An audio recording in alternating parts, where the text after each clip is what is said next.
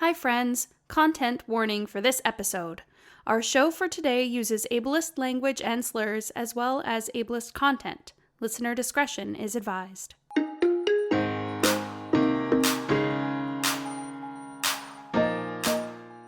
And we are in. Hello. Hello. I'm really ready for this, are you? I was born ready for this. I'm Paul DeGurse. I'm Jillian Willems. And this is Monkeys and Playbills, the show where we examine Broadway shows that had runs of 100 performances or fewer on Broadway from opening to closing, not counting previews. And what the heck happened? Exactly. What went on, what went wrong, what went right. Seeing if we can diagnose the issues. What's our show today? I'm so excited because our show today is Bill Russell and Henry Krieger's Sideshow. Let it be noted that we will be primarily discussing the original Broadway production, 1997. Absolutely. But there will also be some forays into 2014's revival, especially when comparing it to 1997. This is an interesting case, an interesting show, because it's, I think, possibly one of the only shows we will ever discuss that had two Broadway runs, both of which did not crack 100 performances on Broadway. Mm-hmm. That's wild. That is very bananas. And they got very near to 100 performances. I believe this one, the 1997 one, got very near to 100 performances. Got 3 months worth of performances or so. And the 2014 revival only got 2 months worth of performances or so. Huh. Yeah. Let's get into it. Absolutely.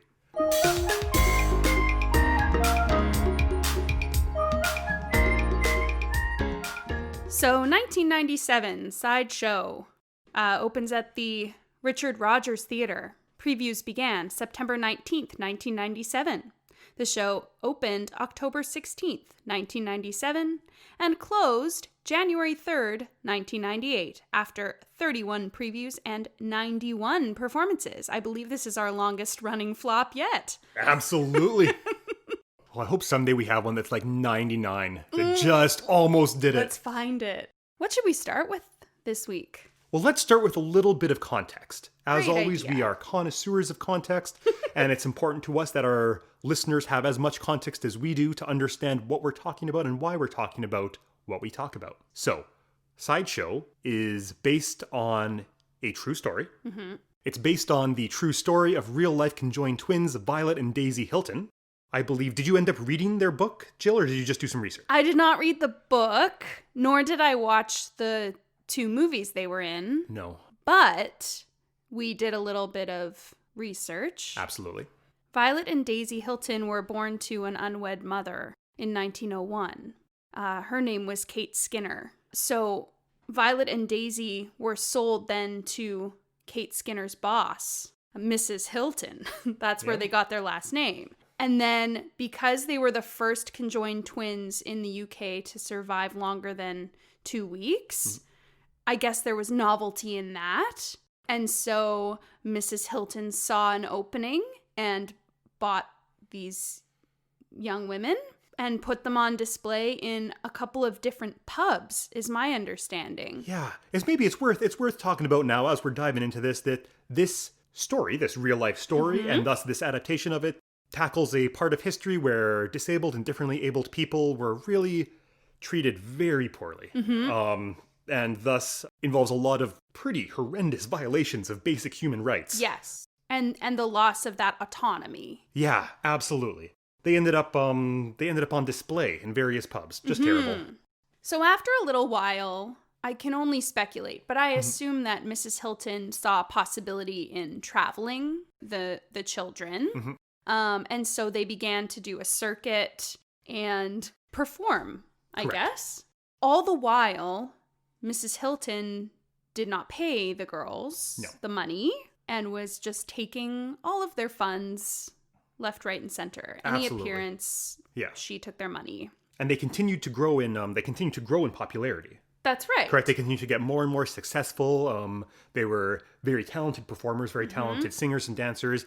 And it was kind of musicians. They did it all. And it was kind of a, not only just a novelty, but actually because they had quite a bit of skill, but it was pretty cool to see conjoined twins performing at this level. That's right. So Mary Hilton dies and bequeaths the twins to her daughter, Edith, and Edith's husband, so that the family can continue to profit off of the twins' abilities. Totally. While, obviously not actually having the them, twins gain from their hard work. or allowing them to choose the life that they want to lead. Totally. So finally, and I don't know what year, I believe though it would have been in the 20s or early 30s, the twins take Edith Myers to court to gain their freedom, and they won $100,000, which is $1.5 million today. Fantastic. Yes. So finally they're free, and they can begin to make choices for themselves. And they continue to work in entertainment, correct? That's right. This is their love. This is the life that they know. So they continue to work as entertainers. Absolutely. So they work as entertainers and make a couple movies. They both end up getting married. One marriage lasts 10 days. Yeah. The other lasts 10 years. And they were kind of like tabloid stars at this point as well. They were moderate celebrities, so I think even the 10-day marriage was very much a tabloid marriage, is what I understand. Yes, exactly. And then they end up, my understanding is, toward the end of their lives, they wound up in a small town. So someone steals their money. Yeah, I believe their tour manager, I think, ends up leaving them without a ton of money, and they end up stuck in North Carolina without any way of getting out. And they end up getting a job in a grocery store. Literally, that's how they spend the last years of their life, is just working at a grocery store in North Carolina. Yeah. And then one day they don't come to work, and someone goes to check on them, and they've passed away. Absolutely. They died of a respiratory illness. Yes. Yeah. A really sad, tragic life for two public figures. I think potentially the two most prominent public figures who are conjoined twins. And who are entertainers. So, of course, naturally, we think, let's make a musical. Yes, exactly. That's obviously facetious. It's not necessarily an obvious choice for a musical, but it's a fascinating story, and a story with the potential for a lot of pathos and a lot of compassion. Yeah, I agree. So, the other bit of context we need before we jump into what this is a little bit of history on the actual creative team that wrote this, Bill Russell and Henry Krieger. It's very fascinating. Henry Krieger especially is a very fascinating composer to me. I'm so excited to hear about your feelings. Totally. So, Henry Krieger is very fascinating in that he has been wildly successful, but not very prolific at all. He's written a very fair amount of shows, I think. 6 or 7 shows. Oh. I know, right? The only one you've heard of, besides potentially Sideshow, would be Dreamgirls. Yes. He wrote Dreamgirls in the late 70s and early 80s, and Dreamgirls is an enormous hit. It goes very well. Rightfully so. Rightfully so. It's a show. beautiful piece. And Dreamgirls has been his big success for a long time, between the musical, which did very well for itself, the movie, which came out in the mid-2000s. Yes. Which made him one of the only composers to be triple nominated for Best Original Song. Okay. It's like him, Alan Menken, and Elton John. And that's it. So these two huge heavy hitters, and Henry Krieger. Isn't people are like, who is this person? Yeah, exactly. Well, there's an interview you can read with him where he's like, I don't believe this. This is very bizarre. That's so humble. It also, that said, it also makes sense to have him chosen as someone that he would gravitate towards this story, given Dreamgirls' success and Dreamgirls' content. Dreamgirls is also a show about a disenfranchised population drawn to the entertainment industry and taken advantage of within the entertainment industry. Right. And struggling to reclaim their autonomy within that. It does it beautifully. Yes. He writes a few other shows, or he writes one other show just after Dreamgirls. Dreamgirls is 1981. Immediately following that, a show called The Tap Dance Kid. Then Henry Krieger disappears. For like 15 years? For 15 years. Wow. Before he comes back and begins to develop Sideshow. The development process for Sideshow was long. It was a few years of writing and workshops and out-of-town tryouts before it found its way to Broadway. And then, from what I understand, he was just destroyed that it didn't do very well on Broadway. Sideshow was very close to his heart. He gave a lot of love and put a lot of effort into it. Yeah. And was very disappointed when it didn't work out. That's really too bad. Absolutely. So since then, most of his work has ended up being working on the Dreamgirls movie, a couple of little projects here and there, none of which amounted to much commercially. Artistically, I'm sure they're just beautiful. And then the sideshow revival in 2014. Right. Where you can find a lot of interviews with him saying, this time we're doing it right. Sideshow will get the love it deserves. Aww. And then friggin' crushingly, the exact same thing happens and Sideshow can't find any love.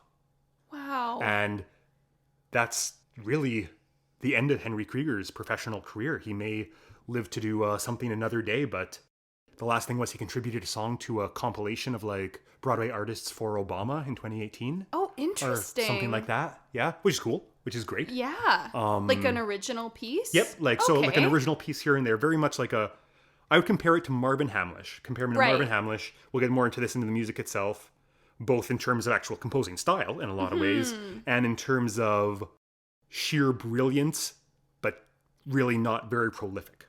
So there we go. There's a to have that in our head as we take this apart. This is Henry Krieger, and this is very much his baby and a show that is close to his heart. There's a lot of love that was put into this show from the perspective of this man, of this composer. So let's talk about 1997's Sideshow. Let's go down our list. For those of you just joining us for the first time, welcome! It's good to have you here. We go down a list of various elements of the show, taking them apart, discussing them, and then giving them a ranking of X amount of monkeys out of 10 playbills. A rating system specifically designed by us. Absolutely. Scientifically designed by us. Months in a lab. Could you imagine? There was many beakers were involved in the creation of this rating system brought from us to you. I say we start with music, lyrics, and book, like all together. Absolutely, because they're very much Henry Krieger and Bill Russell working hard on all of these together. So the book, the music, and the lyrics all in one. Music by Henry Krieger, book and lyrics by Bill Russell. Correct. It's also worth mentioning that the music director, vocal, and dance arrangements were all done by David Chase. David Chase is who has done so much. I'm in love with David Chase. I just recently worked on David Chase's arrangements with in Rodgers and Hammerstein's Cinderella, which I did at Rainbow Stage this past season. Jill was in that production, and it's incredible work that he did on that production. Beautiful work. I am all for David Chase, and he does beautiful work on this as well. I'm actually really excited because it looks like he's the one doing the dance arrangements for the new production of The Music Man. Oh. And I kind of love The Music Man. A lot of people don't, but I really do. I don't know what it is. And then it says it was orchestrated by Harold Wheeler. Yeah. So I wasn't entirely sure about the difference between maybe vocal arrangements and dance arrangements versus orchestrations. Paul, can you help? I would love to help. Oh, it would be my pleasure. They're both very significant jobs and fantastic jobs. So, there's a few significant members of the music team that go into creating a new piece of musical theater, especially at this level. The composer is actually generating content with his team, be it the book writer, the lyricist, or if that's all in one, that's fine. That new material then goes to an arranger who creates intros, endings, splices pieces around, adds vocal harmonies, essentially makes it workable within the context of the show. Okay. Most composers are totally equipped to do this themselves. Some of them do them themselves, but a lot of the time it comes down to actual time. The composer is busy creating new material or trying to figure out if the material is working, while the... I'm sorry, is Millie in that bag again? Yes. Millie! Don't mind me. She's like, oh, you brought my favorite bag again. No cats in here, just audio equipment. Oh, she's helping. So, the composer is busy generating new material, the arranger is making that material workable in the context of the show. And then those arrangements get sent to the orchestrator, who figures out what all the instruments in the pit orchestra are going to play to make it sound beautiful. Yeah. Once again, these are all usually functions that each member of the music team would be comfortable doing, but it all comes down to time. Right. Okay. It comes down to the arranger needs to be in the room arranging new material as they receive it from the composer, and then handing it off to the orchestrator or team of orchestrators who are typically just working day and night, actually generating orchestrations so they can be ready for the next orchestra rehearsal or orchestra performance. And then all of those roles report to the composer ultimately for final decision, I guess? They would report to a combination of the composer and the music director. Working in collaboration. Great. Absolutely. Okay. That helps me understand that. Yeah, beautiful work all around on this production as far as music goes. This is... Well, what do you think of this music, Jill? I really like it. Yeah, it's really good. Henry Krieger's an awesome composer. I think the thing that really got me excited was that I was hearing a lot of it for the first time. So my first introduction to the music from Sideshow was specifically the songs I Will Never Leave You and Who Will Love Me As I Am, because there are very few duets that are written for two female voices. Mm-hmm. And when you're growing up performing in music festival or dance festival, your options of performing with your pals become quite limited if it's just you and another woman. And so a lot of people opted to do one of those two duets because it really kind of felt like that, and maybe sometimes Wicked would be our only options at that time. At least for contemporary vocal style. Exactly. And this is Who Will Love Me As I Am especially. The verse just screams Stephen Schwartz. Henry Krieger and Stephen Schwartz are obviously contemporaries. And you listen to the verse of Who Will Love Me As I Am and you're like, oh, that's for good. Yep. Yes. That is... Totally. They're right on the same page there. And that's not a bad thing. That's two brilliant composers being on the same page. Exactly. Yeah. And it's really nice to have a snapshot of what was happening at that time. Absolutely. Vocally. I couldn't agree more. I also love the music in this piece. I think Henry Krieger does a fantastic job.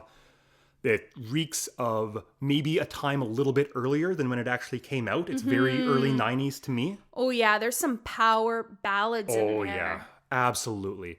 And I would also say this is a musical that's almost entirely sung through, which is why we're considering the book and the lyrics and the music together. Yeah. Some of his recitative doesn't quite play as hard. Yeah, I don't hate it. No. But you're right. It just doesn't rise to the level of some of those standalone pieces. He hits his stride when he gets to a song proper. Yes. It's awesome. Yeah, I agree. I also wondered too if you noticed, because I sure did, that this might have been sort of the beginning of the belting time for female vocalists, because I'm watching Alice Ripley. Friend of the podcast, Alice Ripley is in this show. That's correct. Alice Ripley, who was our very special guest for the American Psycho episode, is now our very special guest again. Alice Ripley's here, but we don't have a microphone for her. Yeah, that's okay. She'll just watch. Sorry. Yep, very good. Sorry, nice to have you here. So Alice Ripley, I mean, we really start to hear what she's capable of. Mm-hmm. Emily Skinner, too. She's the one who leads us into the... Yeah. And we hear growling. We get growls. Do you feel like Alice Ripley is out-singing Emily Skinner almost every time they're singing together? Okay. Yes and no. I think I wonder if there's like a certain level of competition between them throughout the music of the show. Yeah. And I don't think that's a bad thing. I think that's fine. I just felt like I could always pick out Alice Ripley's voice specifically. Well, her vibrato is something else, though. Anyway, we don't need to talk too much about the performance yet, but I definitely wanted to call attention to that quality. We will get to the actress performances in a bit, or as I like to call it, the Alice Ripley portion of this show. Yeah, the Alice Ripley portion. But yes, it's the first time that we're really starting to hear what is now the Broadway belt, I think. I'm inclined to agree. It's kind of something that's been gradually ramping up to this point, but to the best of my knowledge, it's the culmination of a long process that started in the 70s with Chorus Line, became very significant in the Cameron Mackintosh era, in the mega musical area, especially with Les Mis and Miss Saigon, kind of the power mix. And this is just the start of getting past power mix into a little bit of a yell. Yell belt. That would only become more significant with the rise of Idina Menzel. Yes. Pretty much immediately after this. Exactly. Yep. I love it. I love that we can... Or pretty much, no, right around this. Right just around before this, because she was in Rent. I want to ask about, like, the song Tunnel of Love, specifically. Banger. No. What a banger. I hate it so much. What? What? I hate it so much. Heartily disagree. I don't know why I hate it. Maybe I'm like, it comes out of nowhere. Like, it musically doesn't match. I'd just like to call attention to the fact that we did use banger unironically in that moment. Just really proud of us, guys. First of all, we didn't. You did. Okay. I loved Tunnel of Love because it comes at a point in the second act when not much has happened. We haven't gotten to we've had a great first act with a lot of great songs. Second act kind of meanders. It's kind of a little weird. Yeah. We have young Norm Lewis singing his heart out, but the plot line kind of is, what's the point? But young Norm Lewis is great. Please tune in a few minutes for the cast section, or in other words, the Norm Lewis hour. Appreciation hour. Appreciation hour. But I thought it was a breath of fresh air going into the end of the show. And you disagree. I disagree. But maybe, and this is the beautiful thing about theater in general, is that we can all have such varying opinions on the exact same thing. Varying experiences. And I love getting to know that in someone else. I agree. Absolutely. No judgment at all. So what about the lyrics and the book?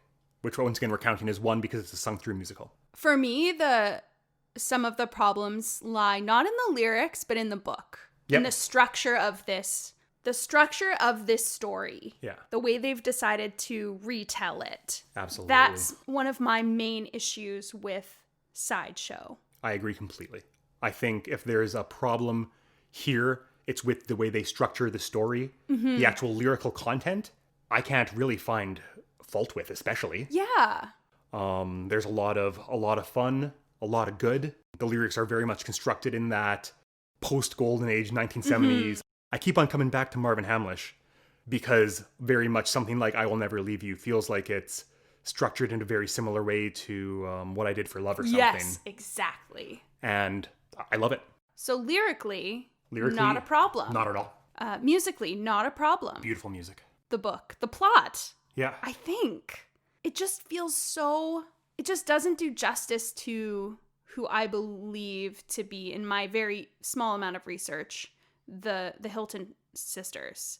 I just feel like maybe they missed the mark a little bit on what was important about their story. Is it possible that a big part of the problem is it centers a lot on how the Hilton sisters relate to the romantic relationships around them? Yeah, and that's usually a problem for me. Yeah, and not the relationship between the Hilton sisters with each other? Or their careers. Yeah. Like, it all seems to fall to love. And again, like I've expressed that on previous episodes, my feeling about how the female narrative tends to end up revolving around the male experience or men's actions. Yeah, and that is a problem with this show. Yeah, I think so. I think that's what made me feel the most yucky about it. Yep, I would agree with that. So, as far as, why don't we judge in two separate categories? Great. Let's judge music and lyrics, quality, and then structure of the story of the book. Great. Music and lyrics, out of 10 playbills, how many monkeys? 7.5. Very good. I would say 8.5. Ooh. I'm a big fan. Maybe it's just the fact that after 3 weeks of musicals I didn't like, it felt awesome to listen to a musical where it's very clear that they are writing a musical and know how to write a musical. Yeah. I also love that, yes, it's music, like it's based on a real life thing that happened. Yeah. But I do like what they've done with the music in like nodding to the time period, but not strictly sticking with only vaudeville. Absolutely. There's a really nice mix of like contemporary, classic, and then little winks of like, oh, here's a vaudeville number. This musical clearly shows its influences on its sleeves in regards to gypsy and cabaret. As far as the structure, the book of the show goes, how many monkeys out of 10 playbills? Okay, so I need to break this into two separate things. Yep. I need to break it into the script itself and then the structure. Roger that. So the script itself, 5? Okay. 6? Sure. Didn't hate any of the dialogue per se. Yeah, it doesn't crackle, but it's kind of nice. But again, I just can't get out of my mind the fact that this story just revolves around men somehow. Yeah. When it's really supposed to be about a lot of other things. And so for the structure of the plot and the retelling, I would say 1 or 2. Oh, but I might take away a point because there's this part in the beginning. I don't want to get it wrong. I want to read you what I wrote down about it. Terrific. So at the beginning, I'm taking maybe a point away for this because the boss, this evil guy who's in control of the twins in the sideshow, says something like he's trying to entice this guy to come watch them or meet with them or something to make some little extra money. And he says something along the lines of, yeah, they're conjoined twins. Like, you got to come meet them. And the guy's like, I'm good. Thanks. Like, I'm cool. And then the boss is like, no, but they sing. And then the guy's like, okay, I'll come see them. Like, I don't like that. I don't like that. It's like as if the draw was like, oh, okay, cool. Well, they sing. Well, I better come see that. I will defer to you in this regard. It didn't bother me as much as it did you, but I also defer to the fact that you're seeing it with a strong perspective, and I respect that completely. Yeah. 2 monkeys out of 10 playbills. Sure, I'm there. Absolutely. That's Thanks very for being interesting. on my side, Well, Paul. it's very interesting because that's not what I expected. So I'm looking forward to the end now to see where we fall on what went wrong with this musical, why it didn't crack 100. I also think it's worth noting that on Stage Agent, they often will give a breakdown of sort of what you need in order to put up the show. Yep. So there'll be like X number of male characters and X number of female characters, right? Totally. And then in this one, on the Stage Agent page, it said mostly male characters. Yep. Which is accurate when you think of the actual character breakdown. And so for a show about conjoined twins, like, it just feels weird that it would be mostly men. For a story that is about the journey of these 2 women conjoined twins. Yes, correct. It feels weird that it is mostly men. Yeah. It's very interesting because these individual songs that they sing are so nice and tell the journey of sisterhood and their relationship together so well. Between I Will Never Leave You, Leave Me Alone is another one that comes to mind. I love that one. Which is very much an effective breakdown of their relationship with each other. Yes. Even though it is also talking about their relationship with men. It's about how their relationship with each other is affected by the experience they're having with men. That's right. But on a whole, I'm inclined to agree. It doesn't quite get there. Yeah. Fair enough. What about you? Yep, I'll take the 2. The 2 is my call. Okay. Let's talk about the creative team. The show was directed and choreographed by Robert Longbottom. Cool name. Not so cool CV, because it pretty much was sideshow and then bye-bye birdie. Associate choreographer, Tom Cossis. Okay.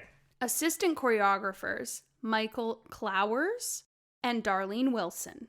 So in addition to an associate choreographer, there were also assistant choreographers. And for me, I don't fully understand the distinction other than maybe it's like hierarchical. I believe so. Associates are there to step in and essentially take the place of the head creative, should the head creative be indisposed in some way, be it in another room for rehearsal, in another meeting or something. The associate is training to essentially step in seamlessly, and the assistant is training to provide anything that the head creative and the associate creative need, and also be ready to step in if need be. Right, okay. Yeah. So Paul. Yes. Do you have any strong feelings about the direction or choreography? Yes, I do. Great, I'd love to hear them. I think that if we're going to identify some problems with the show, the direction, the choreography might be part of it. I think I'd love to talk about the staging. Yes, please. I'm going to share my thoughts real quick, and then I want to hear your much more informed thoughts. Real quick, to me, it seemed like the staging was too static, and things got boring very quickly.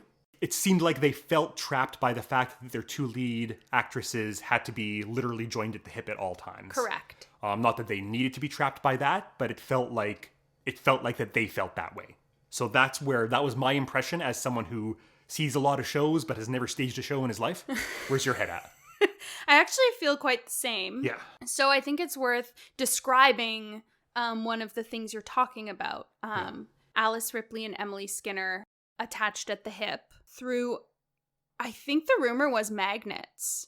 Really? So I heard, this is the original production specifically. Yeah. I think they modified for the revival, but I believe they had magnets in their dresses. What? See, this is so interesting because to me, the actual costuming for the original production to emulate the visual of the conjoined twins did not look very good in the original production. Exactly. And it looks awesome in the revival. Correct. So I think it's because of the magnets. Really? And then, but again, that's just a rumor and I don't even know where I would have heard that. But I kind of like imagining that was what was happening. So when you have your two leads magneted to the at the hip, it really limits what is possible with their dialogue between the two of them. Exactly, magneted at the hip, not able to look each other in the eye. Right. Or if they do, the audience loses a lot of, if not all of it, right? Yep, absolutely. So when I say they, I'm assuming Robert Longbottom, came up with the idea to have them, when they were speaking to each other, to speak it out toward the audience, but to react as if they were speaking to one another. Sure. Which isn't a bad idea. Because I've seen it done. I've seen it done in really creative and wonderful ways, but not as conjoined twins. It doesn't really work here. It works really well when they're on opposite ends of the stage. Yeah. Or like the Les Mis concert versions, they often will do that, where they sing out, but they're very clearly having a conversation, and we buy it. Absolutely. But for some reason, I think it's maybe their proximity that makes it really awkward and weird. Yeah, I'm inclined to agree. There was also moments, especially in the first bit of the show, and I'm thinking specifically of the song that young Norm Lewis, The Devil You Know. Great song. Young Norm Lewis sounds incredible. So good. Oh my gosh. But the whole staging of the number ends up feeling very static. Yes. Because everyone is singing to the twins. Every member of the sideshow is singing to the twins, hoping to impart advice on them. And they just feel so trapped. The whole staging feels very tight and unable to move. Yes. Because they all have to be centered around these two performers, and the production feels wary to move them anywhere. Absolutely. And it's odd, though, because it's worth noting that there's an aspect of the set that moves. So there are these, I believe there's 4 of them, risers. Totally. But I think it's worth noting that those are on wheels and at the disposal of this cast, because they do make the cast move them the entire show. Yeah. So you're like, oh, you could have had the twins sitting on a riser. You could have moved them about the stage to really... Absolutely. I don't know. Yeah. Anyway. That was very frustrating to me. Yeah, so I would agree. Why don't you tell me how you feel about the choreography? Because this was also Robert Longbottom. I feel fine about the choreography. I don't have many opinions about the choreography. At least what I'm perceiving as the choreography. Yeah. What I perceive as the choreography were these individual acts in the opening number when we're introducing various members of the sideshow. Yes. And a couple of big ensemble numbers in world during the vaudeville acts. And those were fine. I wasn't like, wow, that's incredible. They seemed like very typical vaudeville numbers. I thought there was kind of some fun moments for the twins doing choreography, as they're doing vaudeville choreography as conjoined twins. Right. But nothing that blew my mind by any means. What about you as a choreographer?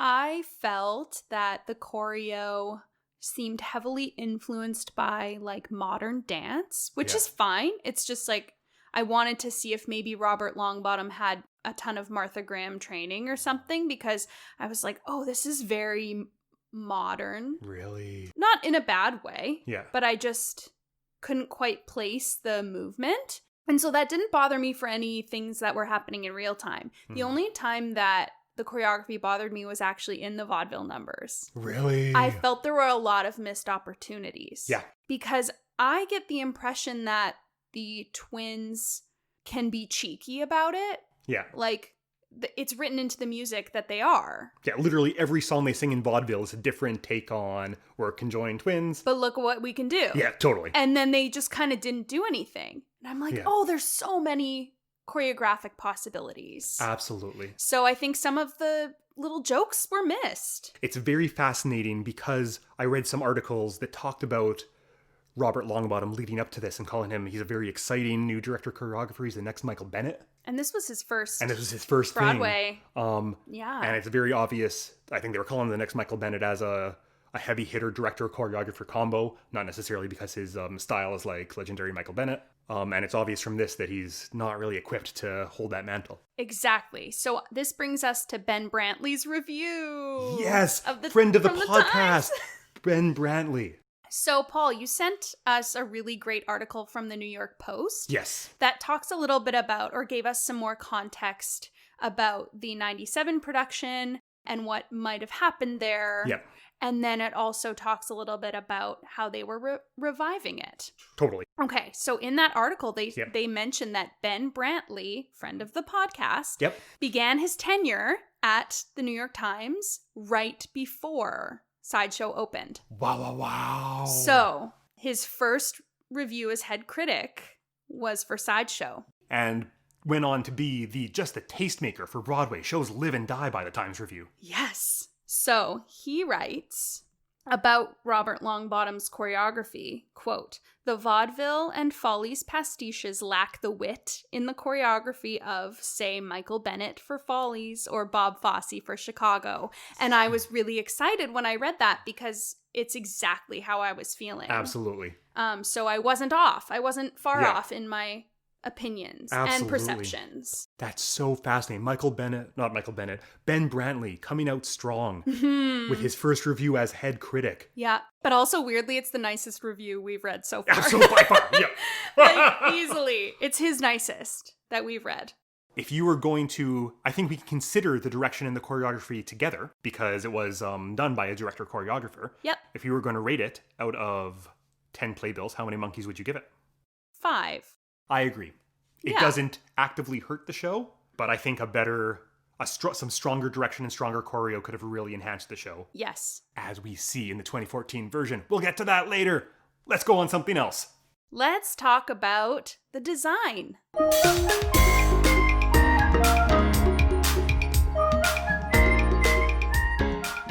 So, scenic design by Robin Wagner, who did Young Frankenstein and LaCusa's Wild Party and Kiss Me Kate. So a lot of really great sets. Costume design, Greg Barnes, like tons of stuff. Mean Girls, Something Rotten, Follies, Kinky Boots, etc.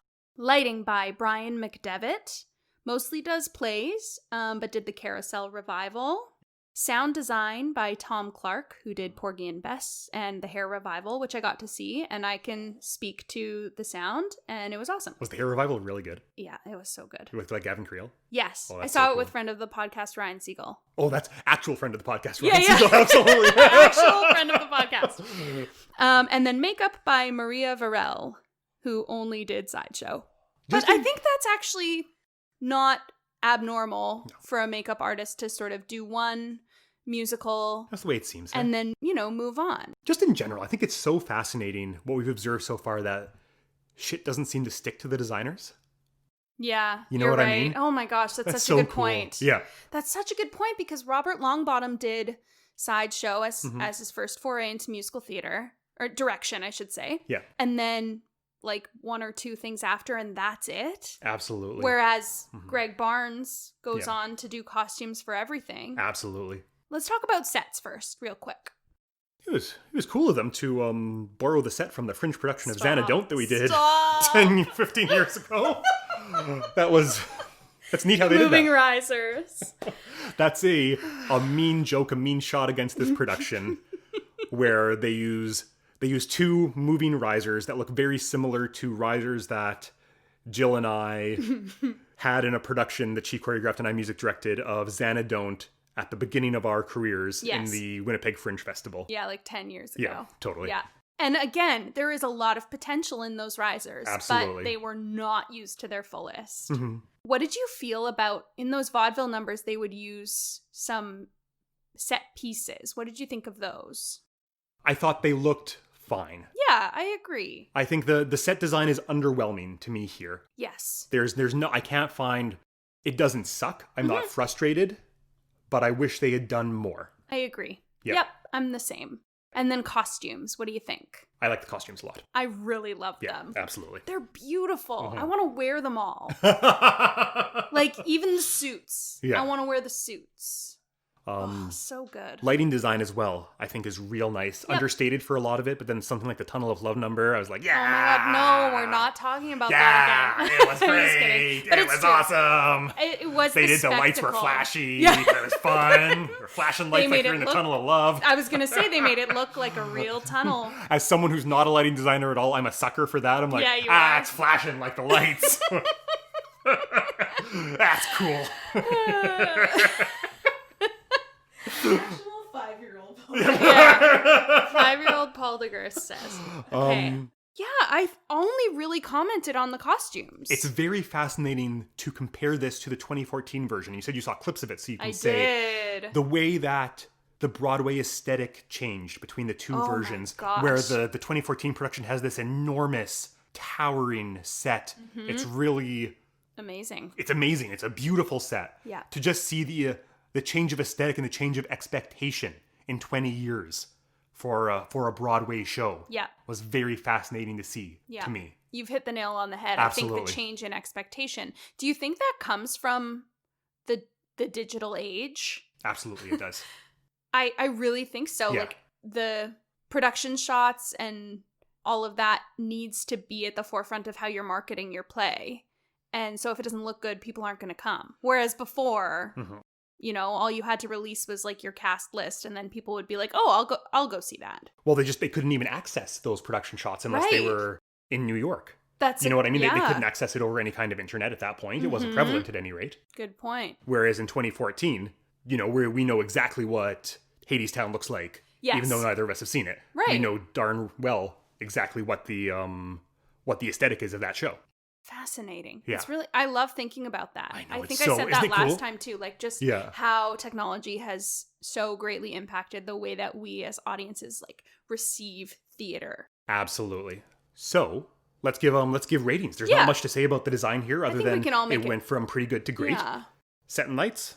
Set and lights, like 5. 4. 5.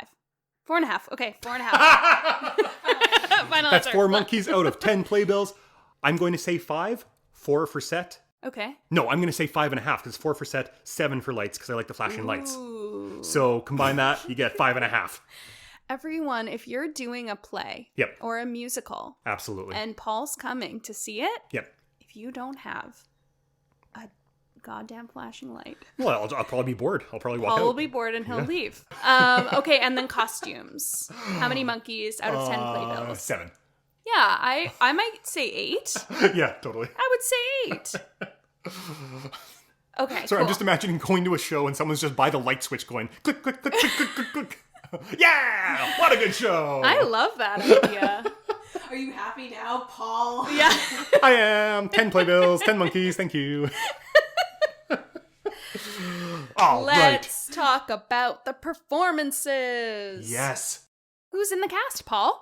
Who's in the cast? What a good question. So, our twins, Violet and Daisy, are played by Alice Ripley and Emily Skinner. I would say respectively, but I actually can't remember who plays which. It's what Alice Ripley is on stage left. Yes, but I don't know which Yeah, I know, neither do I. which twin that is. That's I think terrible. it's I'm Daisy, I'm Violet, because they sing about it. Alice Ripley's Violet. Violet. Yep. We also have friend of the podcast, Hugh Pinero, as Buddy. Sweet young Hugh Pinero in Sweet this. young Hugh Pinero. Ken Jennings, not that Ken Not Jennings. that Ken Jennings. I know. I was As- like, I know that name.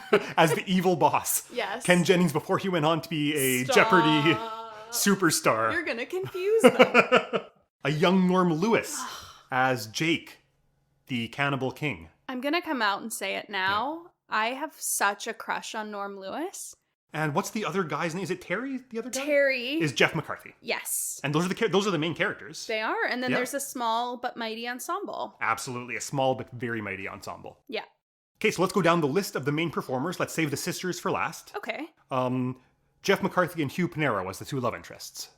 Fine. Fine. I like Hugh Pinero a little better than Jeff McCarthy. I agree. Yep. I do think Jeff McCarthy's character gets more Yeah. meat Yep. more gravitas, Absolutely. if you will. I don't like his voice as much, though. It's kind of I got a bit of this agree. boomy thing going on. Yeah. Whereas Hugh Pinero's just got a sick voice. That's true. Yeah. It is a great demonstration of Hugh Pinero's vocal abilities. I agree. Yeah. But from a character perspective, he doesn't get a lot of time to really flesh it out. I agree. And then what about Norm Lewis? I mean, Kills it. Left honestly, and right. for me, he can do no wrong. I don't know what it is, but everything I see him in, I'm just more in love with him every day. Everyone, if you don't do anything else from listening to this podcast, go check out this bootleg and listen to Norm Lewis sing The Devil You Know. Yeah. It's unstoppable. It's incredible. And his Act 2. And the Act 2 ballad. Stupid old Henry Krieger, the composer, great composer, keeps on making everyone sing on, like, ooh vowels. Oh, that final note. That is on final an ooh. note. Oh, you're right. And it's up high, too. It's like It's F, so maybe? high. It is a masterclass in a excellent singer trying desperately to navigate an impossible situation. Where it starts off true. pinched and he can't do it, then he opens it up to Yeah. vibrato and it sounds great. But it's just like, poor guy. Yeah. The demands of modern musical theater on full display. So, what about... Ken Jennings. How much did he win on Jeopardy again? Quite a bit. He did very well for himself. Was it Jeopardy or was... Oh, yeah, it It was Jeopardy, totally. Yeah. That Ken Jennings, actually, I felt that he gestured too much. Yeah. I don't know Sure, why, sure. like, that would be Yeah. in my mind, but I just felt it was it was so physically involved but now that I'm thinking about it and talking it out, I actually think it was probably a choice. Like, he's so desperate for an audience. He's so desperate to make money that he's just wants these people to come see the sideshow so bad that he, like, embodies that. I don't know. I didn't love him either, especially comparing it to the revival. I watched the numbers from the revival, and the boss, the MC for the revival there, kind of does a like Professor Slughorn, but in Moulin Rouge there thing. Okay. What's his name yeah. now? Like a Jim Broadbent in Moulin Rouge thing there. Thank you, producer Daphne. A Jim Broadbent in Moulin Rouge thing, which is very charming. I like it a lot. It Yes. really shows up the grossness of this character Yeah. in a more effective way, which is important The because smoke and mirrors part the of it. opening number is the number that really highlights the fact that this is taking place at a time when differently abled people were being taken advantage of, Right. advantage of by him. So it's really important that this character be a greasy old dude as he goes through the opening number called "Welcome to the Free" or "Come Look at the Freaks," Right. and goes through just slur after slur, really being despicable about all these characters. Yes. You gotta know that he sucks. You gotta make it very Absolutely. clear in a show that this guy sucks. And I think the revival does that very well. Yep.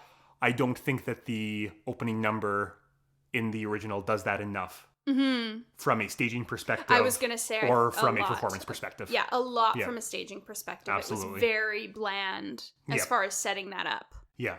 And what about the actual superstars of the show? Because the show's really a feature for Emily Skinner and Alice Ripley. Oh gosh, it's such a marathon for them. Oh, I was looking at Alice. Good scene. Oh, I wish we had a microphone. I wish we had a microphone to share with sorry, Alice Alice. Ripley. You just Too have bad. to sit here while Yeah. we talk about you Oh well. to your face. I think it's a real marathon for the two of them. Absolutely. I think, again, this was just when we're getting into that territory of that classic Broadway belt. So Yep. this is, navigating that Mm-hmm. as well. I think they're nice in it. Yeah. I think they were the right choice. I can't Absolutely. imagine anyone else really in those roles. I think they're very good. There is unique characterization. They make sure that they're two distinct characters. Yes, that's true. They both sing very well. I think Alice Ripley could stand to have a few more notes on Blend. But also, But it's her show, Paul. the impression I get is that Alice Ripley doesn't take notes. So It's there's either she that. doesn't take notes or she takes them and then throws them in the garbage. Well, it's the same as like next to Normal is Alice Yes. Ripley's most famous role, and she's just incredible in it. She really but is. it's just she's just off the wall. Yeah. You know what I mean? Which works for the show. But she's just Exactly. a force of nature and a loose cannon is what strikes me. I agree. Yeah. Yeah. But overall, I think great. I can't find major fault in any performance. Okay, so on that note, Yeah. out of 10 playbills, how Yeah. many monkeys do you give the performances? Like, if I'm averaging 8, Yeah, I would agree with Ken that. Jennings is 8. down like a 6 or a 5, but Norm Lewis is a 10 plus. I know. So, there you go. I know, it all balances out. Yeah. we're getting to an interesting point in the podcast because we have not identified a serious flaw in this show. And for the most part, we've been very generous. Yeah. This show failed to run 100 performances not just once, but twice. And a lot of the time, the flaws we've identified were fixed with the revival. And the revival did it even worse. So I might be able to offer a little bit of perspective about why the 97 production didn't work. Terrific. And then I have some thoughts on why Sideshow is untenable on Broadway. You go ahead. I'm so excited. Yeah. Well, maybe we should first ask, Paul, do you feel like this needed to be a musical? Yes. I think this is an excellent choice for a musical theater production. I think that it gives a lot of opportunity. The music gives a lot of opportunity to explore the inner workings of characters. I think they chose a composer who was equipped to tell the story. I think given that it is a story about show business and about vaudeville, that it lends itself very well to music from that perspective. And I think it's a great choice to be a musical. I agree completely. Fantastic.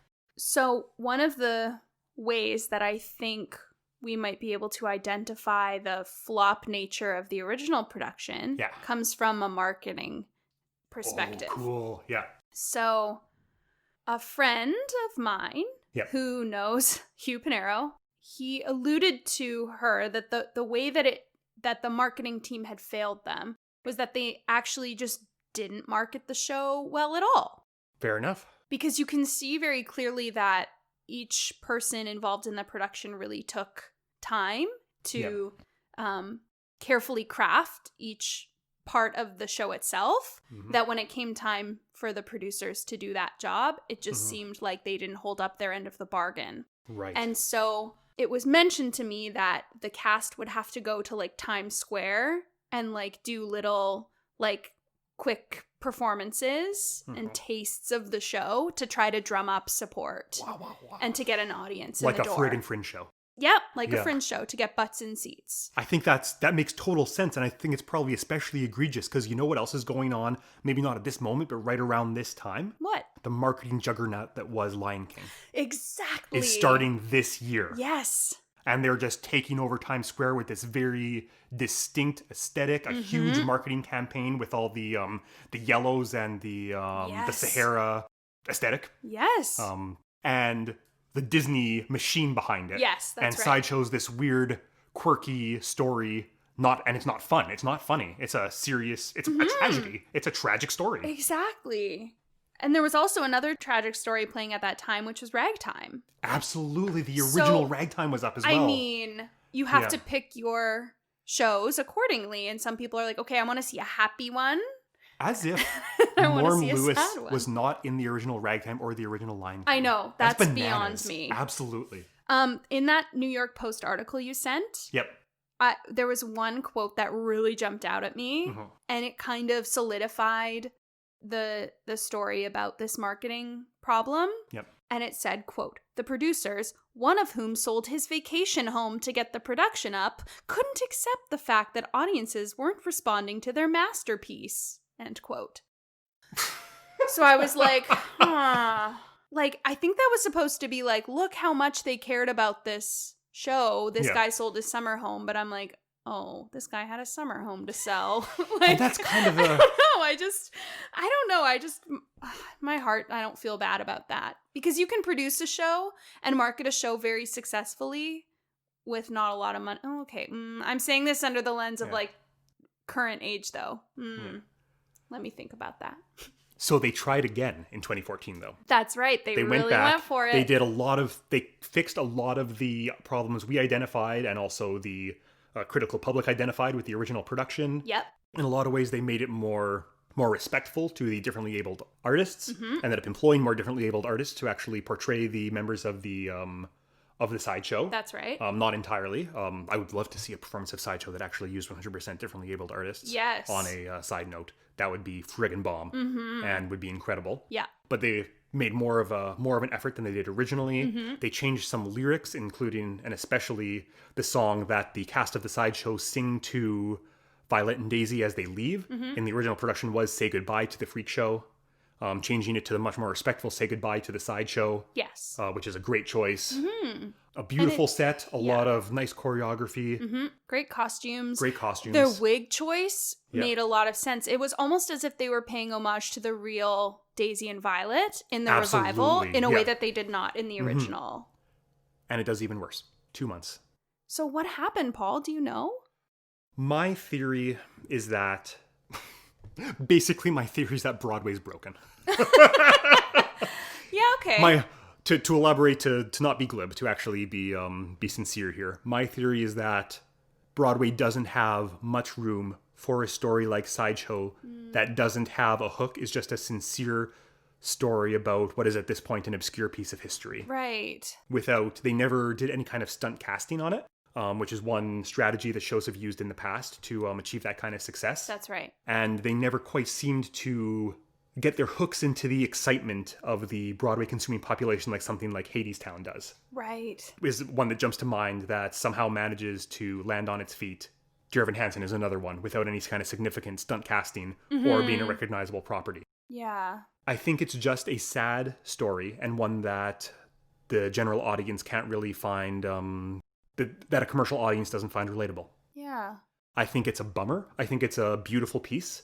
I think it's a piece that should be more well known and should receive much more, many more productions. And I don't think there's a big significant reason for it not succeeding. I think it's just not the right show for commercial Broadway. What else was on in 2014? There was some big shows on in 2014. This is the other thing to consider. It really, both times it went up against some significant heavy hitters. I think I'm noticing that trend as well. Like the shows we've covered before haven't obviously been as good or structurally sound, but the context of what else is playing really helps me understand. In 2014, it was up against, as far as its commercial audiences goes, it was up against Aladdin, Beautiful Carole King, and Gentleman's Guide to Love and Murder were all playing against it. Okay. Did Gentleman's Guide win that year? That's the year Gentleman's Guide won. Okay. This isn't the year that they were considered in the Tonys due to when they came out, but this is what they were playing against as far as Box audiences office. go. Yeah. And as far as counterculture and cult fan bases, they were playing against Neil Patrick Harris's Hedwig. Oh, that's right. That was that year. Okay. Which is an incredible revival, an incredible piece. Yes. And I think a piece that takes a lot of the same audience. It absolutely would. But also with a name. But by all accounts, I can't find a bad review of the 2014 Sideshow either. And it got shut out from the Tonys. It didn't even make it 2 months. It's a really sad story for such a beautiful musical. Let's talk about the Tony Awards.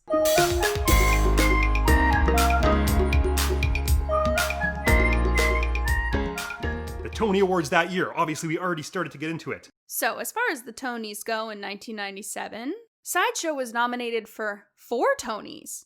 I believe the most that we've seen so far for any of our shows. Absolutely. And some big Tonys. Some big ones. So we have Best Musical, Best Book of a Musical, Best Original Score, and Best Performance by a Leading Actress in a Musical, shared by the Magnetic Twins, which I think is odd, and I don't know that it's happened since. A shared nomination.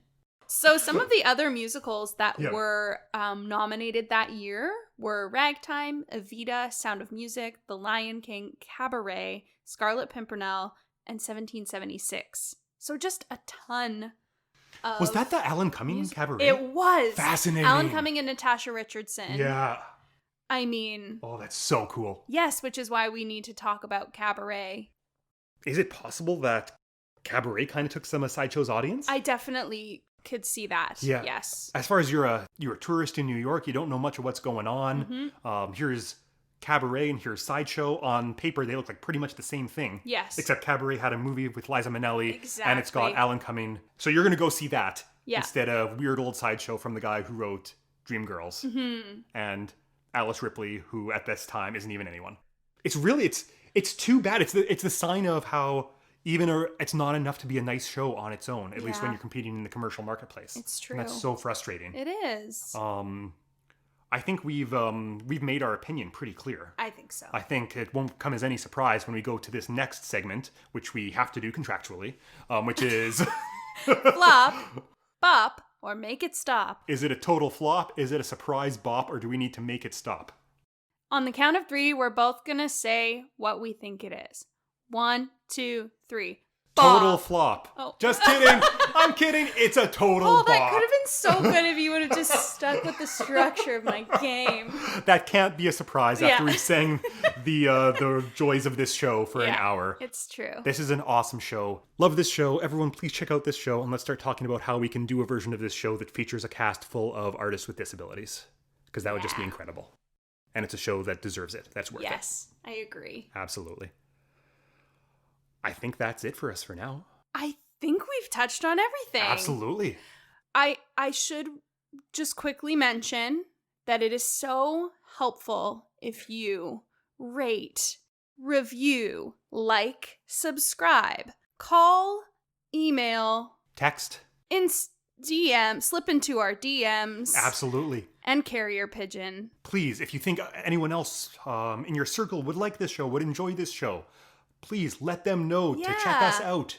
We always love to hear from people who are listening. We received a few really excellent reviews on our Apple podcast. Thank you to those who took the time to write those for us. We really appreciate it, and we're so glad you're listening. Including friend of the podcast, my mom. Including friend of the podcast, producer Daphne's mom. Yay! Hi, Vicky.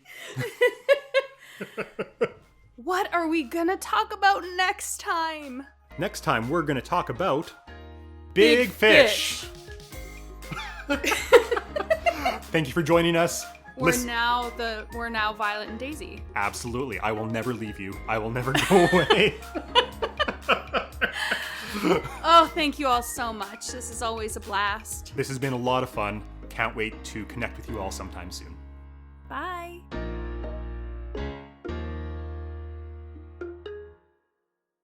Hi everyone, this is producer Daphne speaking. Thank you all so much for joining us for Monkeys and Playbills, the show where we take a look at Broadway musicals that had 100 performances or fewer before closing. If you have a show that you'd like us to cover, you can get in touch with us at monkeysandplaybillspod on Instagram, or by emailing monkeysandplaybillspod@gmail.com. Original music for the show is provided by Paul DeGurse, and the show is produced and edited by Daphne Finlayson. Thank you all so much for listening, and join us next week where we take on Big Fish.